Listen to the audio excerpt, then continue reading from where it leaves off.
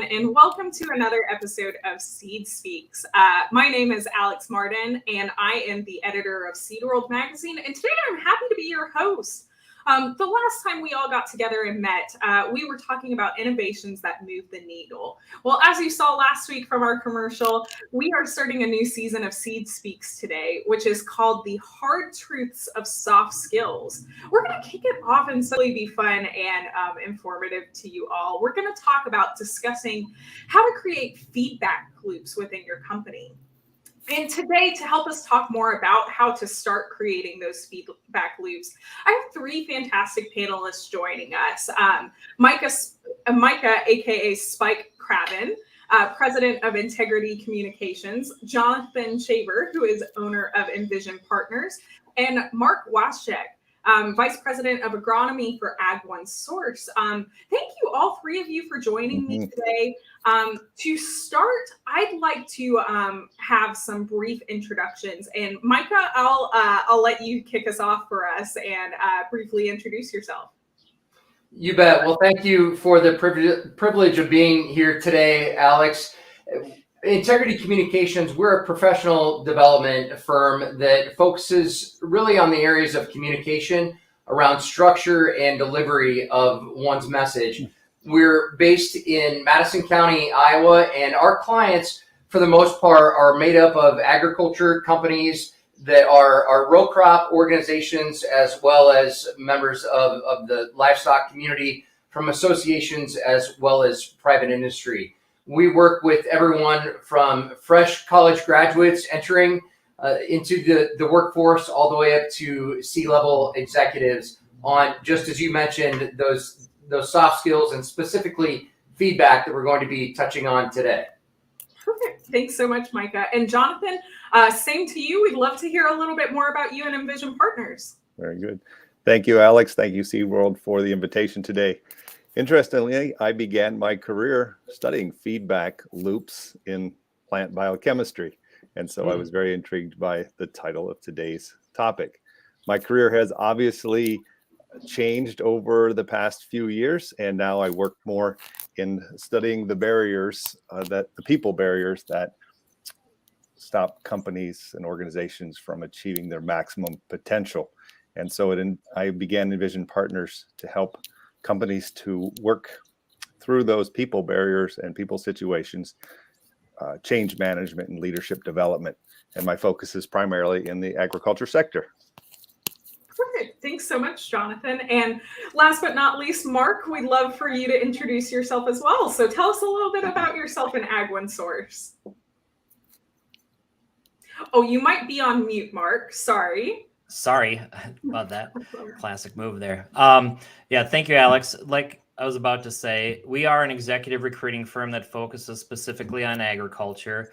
And as you might expect, we spend the bulk of our time helping organizations find talent or improve the way that they recruit talent. But in that process, we have also become very good at understanding why people leave organizations, which is why I'm very excited about today's topic, because this is maybe one of the number one reasons of why people are leaving organizations today. Yeah, I'm glad you mentioned that, because when I was doing some research into the subject, I saw the same thing. But let's dive in a little bit more to it and get started with some of our questions. So, Micah, I have the first question for you. I know you've mentioned that feedback loops are actually something you personally like to work with in integrity communication.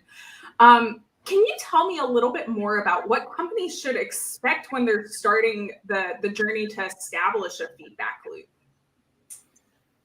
Yeah, thank you for that question, Alex. And what companies should first think about when considering feedback loops and whether they're existent or not, and how to maximize the potential of utilizing a feedback loop is to first understand the words that go into a feedback loop. And that first is feedback. We must first be very certain that we're actually providing that feedback. That comes first and foremost. And while that might sound like common sense, many organizations that we work with and situations that we encounter, it's not common practice to provide feedback on a regular basis. That may be for a host of different reasons, a number of which may be related to past experiences that ended poorly, people taking offense to feedback or feedback maybe not being delivered in an appropriate fashion. So first and foremost, that feedback has to be delivered. Second of all, it is a loop, meaning it's something that's continuous and it's a continued investment where you're always learning from it. So first and foremost, that feedback must be provided. But second of all, not only just to provide it, then also to understand how it's going to be applied and actionable in the way that one goes about, not only the way that they communicate with internal stakeholders, but external stakeholders, that's identified and also followed up upon. And then it becomes kind of as the sign in our laundry room says, wash, dry, fold, repeat. It's a process. It is a loop. And each time with each loop, hopefully the process becomes not only more efficient, but more effective as well. Perfect. Fantastic. Thank you so much, Micah. I feel like that is definitely key to take away, that feedback loops. It's all about the communication that goes into it. And Jonathan, it kind of loops me into your question that I have next up for you, which is, feedback loops can be on many different levels within a company. You can have a feedback loop directed between employers and their employees, but you could even have it amongst coworkers. What is your recommendation on creating better feedback loops between different employees, different coworkers? Mm-hmm. Okay, so the question you're asking, Alex, is about employee to employee, individuals that are at the same level in an organization and perhaps don't have the obligation, the accountability of providing feedback on performance or behaviors in the workplace. And so it's really important to note that you can't force employees to give feedback to one another. It's not something you can make them do. So it's about creating the conditions to where they feel safe to do that, or they feel an internal or personal obligation to do that. So I would suggest that first, it's about establishing the conditions that make it feel safe to do that. We call that psychological safety, and that there are no negative repercussions organizationally, or if there are negative repercussions from giving feedback, that those are addressed by the leadership of the organization. I think it's also important that leadership is role modeling feedback and what giving feedback and receiving feedback should look like. And so I think that those are two ways to create the conditions where employees feel like it's okay to give feedback. And then it's about establishing a culture where it's actually an expectation, even though you can't require it, to make people feel obliged to give that kind of feedback for the benefit of the team, the benefit of the company.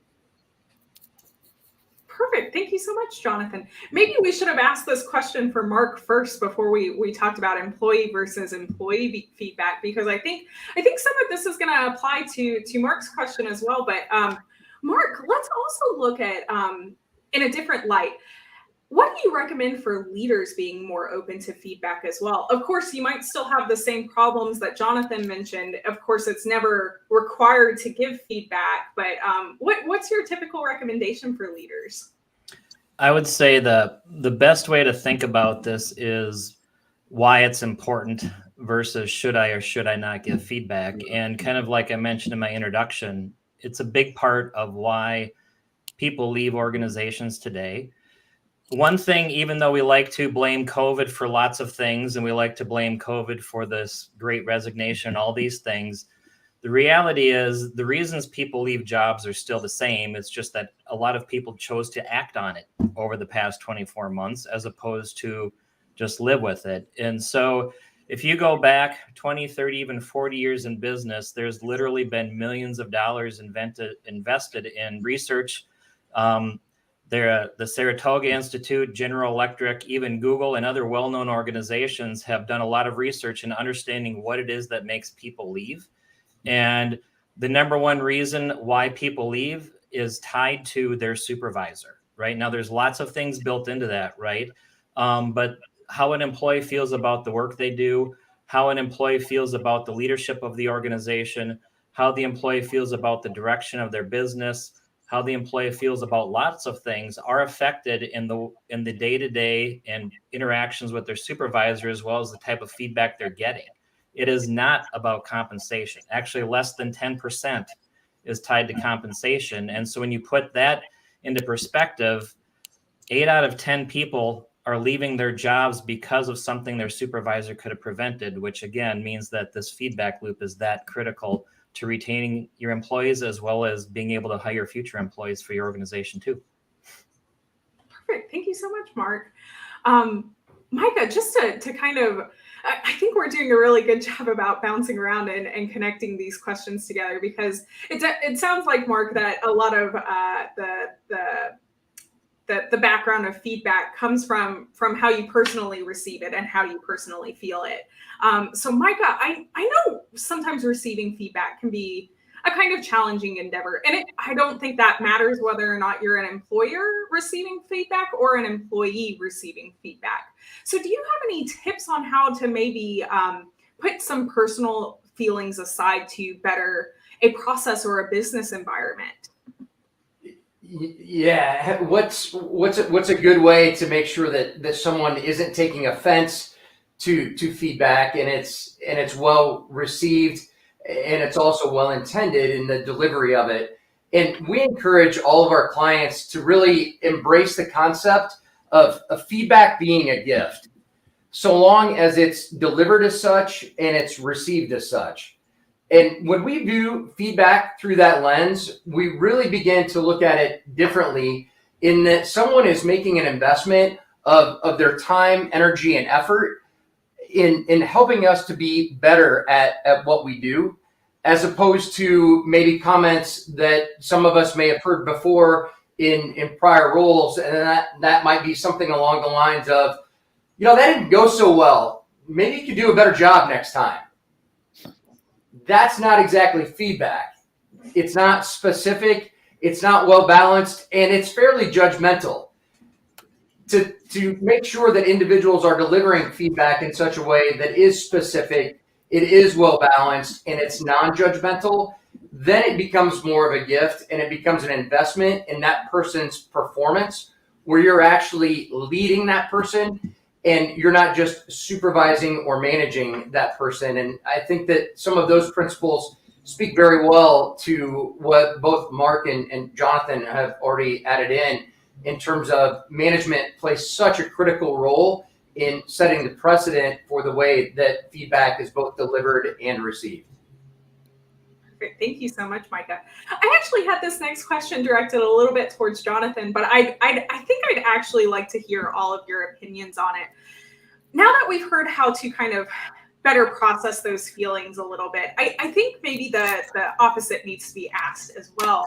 And I'd love to hear what y'all's recommendations are for giving constructive criticism, because I feel like that is key when talking to people and giving feedback, is giving a bit of a constructive outlook. So I'd like to start with Jonathan on this, but Mark and Micah, if you have anything that you'd like to add, I'd love to hear your opinions as well. Very good. So I want to first just emphasize something that Micah just shared, and that's receiving feedback with positive intention, and also then giving it with positive intention. And I think that's really, really important thing to highlight of what Micah shared. So I think that when we're giving feedback, I have that 5-step process, that we might be able to recommend a model for giving feedback. And the first one is, don't wait. Don't let things stew. Don't allow them to amplify in your own mind. So be as quick as possible in giving that feedback, and don't try to be cute. Often we talk about feedback sandwiches. Say something nice, say something critical, then say something nice. Just deliver the piece of information that you need to deliver as soon as possible. And the key is to focus on behavior. And just say, this is a behavior that I saw. There's no judgment. There's no assumption about the intention. It's just, this is what I saw. And then the target, why it matters. What was the impact of that behavior? It hurt my feelings. It made other people in the meeting shut down. We didn't have the information we needed to make a decision. What is the impact?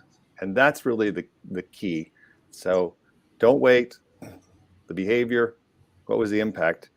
And then clarifying the understanding. And that's really where we get into the discussion part of giving feedback is, what's your understanding of the situation? Do you see it this way? Right? Allowing that person to give you back their perception of the situation, their rationale, their intention, what they believe they saw. It isn't actually a goal to come to agreement that what you said and what they said are the same. It's just to hear them out, to hear their explanation and give them some audience. So then you just move right through that into the, okay, moving forward, how can we do this differently? So that might be you giving a suggestion, or that might be you asking that other person for a suggestion. And so those are the 5 steps. Don't wait, focus on the behavior, share the impact on others, clarify understanding, and then move into the, how can we change the behavior? What suggestions would you make going forward? All done with positive intention. Perfect. Thank you. Mark, Micah, anything you'd like to add to that? I'll chime in here real quick. Jonathan, I love what you just shared, and what I think it underscores is that organizations have flexibility in the way that they approach and encourage feedback. Our organization has a particular offering that we call Conversational Management, and what that does is it's an offering that takes managers from really being managers to the point of being leaders, which speaks to the talent development and the retainment of talent that Mark, you alluded to. When someone can go from just simply managing to truly leading, or being, instead of a boss, but a coach. And one of the ways that we encourage folks in that particular offering to do so is, again, a framework similar to what you provided, Jonathan, in that pointing out that specific behavior, as opposed to that went well, that didn't go so well. Let's talk more specifically about the observed behavior, and to do it in an objective fashion, and also in a timely fashion, to the point that you had mentioned, Jonathan. Also, ask for the input in terms of what the impact was. Did they not realize that that behavior potentially had an impact? And maybe upon greater consideration, the impact extended far beyond what they maybe originally had anticipated it being.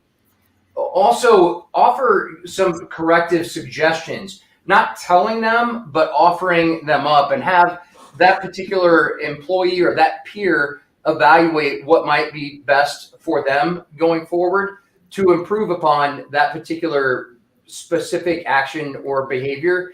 And then followed up by 2 key points. One is to offer support. How can you come alongside that person, not scrutinize that person, yet offer support to that person in their professional development, and not to leave it there, but always make sure that next steps are established. So when will we follow up? When are we maybe going to have coffee again, or get together over lunch and just talk about where things are at from an accountability perspective? And when I say accountability, it's not holding someone's feet to the fire. It's accountability from an encouragement perspective. So I share that just as another example, not to pile on with what Jonathan said, but to reinforce the point to our listeners and our viewers that organizations have a multitude of frameworks that they can adopt. But the most important thing is that they do choose a framework that works for them, and that they encourage that. And that should start at the top of that organization. And when it does, it allows that to cascade down to much more of an exponential degree than if that were to start at the bottom of an organization, if you will. Perfect. Thank you so much. And then I actually got in an audience question while we were waiting. It's actually a 2-parter, so I'm going to break this up into 2 questions for all of you. The first question, I feel like this is something that Jonathan and Micah kind of touched already, but how do you create a culture where feedback is an expectation, especially when you're not a member of management? I feel like that could be a challenge. So I'd love to hear anyone's opinion on that. I've got a thought on that, but it's hard to follow up the two great answers we got before, but it ties into that. And I'm going to step back to what both Jonathan and Micah were talking about, is kind of to summarize what they're saying in layman's terms. I would say, do not provide feedback unless you're prepared to be part of the solution, right? Mm-hmm. We can go to any social media platform today and find millions of people willing to tell us that something is wrong. Very few people are willing to be part of the solution. And I think that is part of the framework that we're talking about here. And it kind of ties into, if you are the type of individual that wants your organization to improve and you want your career to advance, one of the key things to do that is to understand how to lead your peers and lead your coworkers without the title of supervisor. And I think that, to me, culturally is the biggest step that can create this ongoing feedback in an organization. Perfect. Thank you so much, Mark. Jonathan, you look like you have something to add. I think I'll add on to what Mark's at, and that's maybe bringing in this word loop that we added to the feedback. And that if somebody gives you feedback, that you follow up on that feedback, that you take it and you say, based upon the suggestions that we worked out together, this is what I've done, whether you're a peer, whether you're a leader, so that you show that person that, yes, indeed, I valued your feedback enough to do something with it, to try something new, to change my behavior. And so that starts to create an environment of expectation that it's okay, it's safe to give feedback, because people will actually do something with it, and it's not, you're not taking that risk in vain. Perfect. Thank you so much. The second part of the question, I think, just hits a whole nother ballgame, which we've talked about it a little bit, but the second part asks, how does a lower level employee provide their supervisor with feedback, especially when it might not be positive feedback? I feel like it brings in a sort of, there might be a little bit of intimidation to do that, even if it could be positive. So what would be your recommendation on lower level employees approaching management with feedback? And feel free, anyone can take a stab at it. From our perspective, and the way that we usually encourage individuals to provide feedback to their leadership when maybe that invitation hasn't been very forthcoming from their leadership, it's to create a common language with that particular leader. And what I mean by that is to set up a time, maybe it's through an individual development plan discussion or what have you, and there's a conversation with that leader in terms of how you would like to receive feedback, how often you would like to receive feedback, and how much it is that you value that feedback. And then hopefully you receive a response that is a valid one from that particular leader, and that then opens the door, albeit maybe slightly. The door may not swing wide open, but it opens the door then for you to ask them in terms of feedback that they may be willing to receive. How is it that they prefer that you communicate with them? How often are they desiring to have touch-based points to evaluate performance on a larger scale, which ultimately could lead directly to that manager or that supervisor's performance? Typically, a supervisor is not going to be very openly candid about the fact that they're welcoming feedback from all levels of the organization. While maybe they should be, many aren't candid about that. So you may have to use a number of engagements and interactions to get to the point where you are freely sharing that back and forth, and it's shared as a gift. Remembering, though, when it comes to feedback, perfection should never be the expectation, yet progress should always be the desire. Perfect. Thank you so much, Micah. Mark, Jonathan, anything else you'd like to add on to bringing feedback to a supervisor as a lower level employee? Yes. So I like what Micah was sharing, and that you're gathering permission and it takes time. I think another strategy for getting that permission is, again, asking your supervisor for feedback. I just gave this presentation, or I just led this meeting, or I just finished this task. Would you be willing to give me some feedback? And just role modeling it even to a supervisor, with the expectation that maybe they'll catch on. They'll go, oh, well, I you trusted me to give you feedback. Maybe you're a person that I can trust to get feedback from you. Perfect. Thank you so much. Perfect. Well, then it looks like I have enough time. I think I can squeeze in my last two questions. So, Mark, this question's actually for you. This is a portion of feedback loops I don't think we've even touched so far today, but I feel like another thing that comes into feedback loops is talking and hearing feedback from your customer base as well. What do you think is the best way for companies to hear and implement customer feedback? That's a great question. And one of the things that I've found is I work with a lot of organizations that I would say are in the startup phase.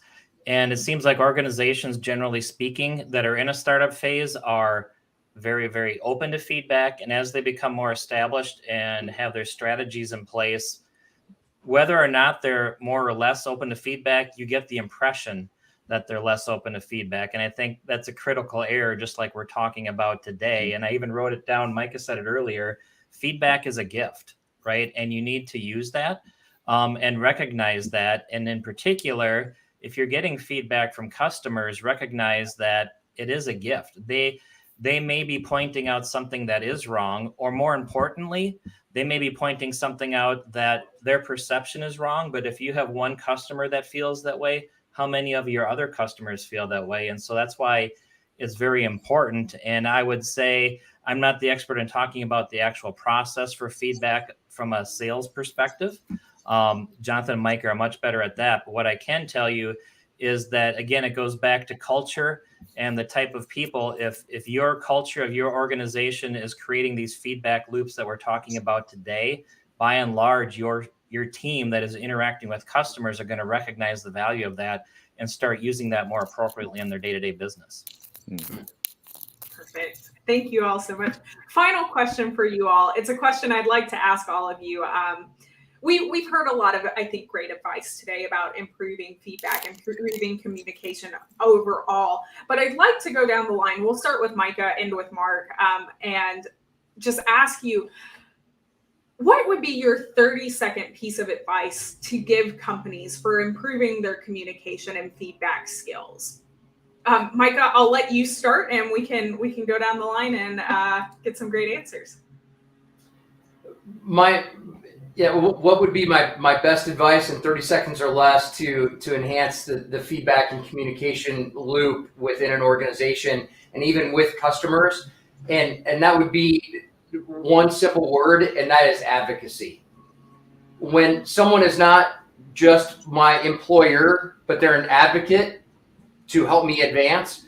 When a customer is not just a customer, but they're an advocate for what we do on their behalf, then that feedback loop becomes much more natural, and it's not transactional, but it's an investment in that relationship to help that relationship progress and moves into that endorsement phase.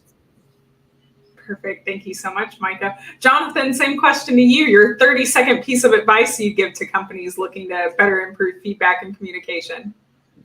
I think you have to be intentional about it. You have to actually, at a leadership level, say communication and feedback is what we want to do. So that's the first thing, and then find ways to start incorporating it in by role modeling it, by setting it as an expectation, going out and getting some development work, incorporating it into your daily meetings. What can we learn about feedback? Do you have any feedback today for me? So I think we have to set it as an intentional goal, and that's a way to get started. Perfect. And finally, Mark, you've been talking about how important feedback is to keeping your employees. What would be your piece of advice to give a company when they're working on it? I would say that my 30-second advice would be to recognize the best way for feedback to work and be effective is that to understand it should be a selfless investment. And where I'm going with that is, if the only time you give feedback is when it affects you personally and isn't for the benefit of the people around you, people aren't going to appreciate your feedback. And even though you may have a good idea or good feedback, it's not going to be utilized or recognized at the level it should be. But when you start giving feedback that enables everybody around you to rise up, that's when you start making a difference. Perfect. Thank you so much to all three of you. That's all the time we have today, everyone. I know I've learned a lot today, and I certainly hope that everyone in our audience was able to take home some piece of fun knowledge today.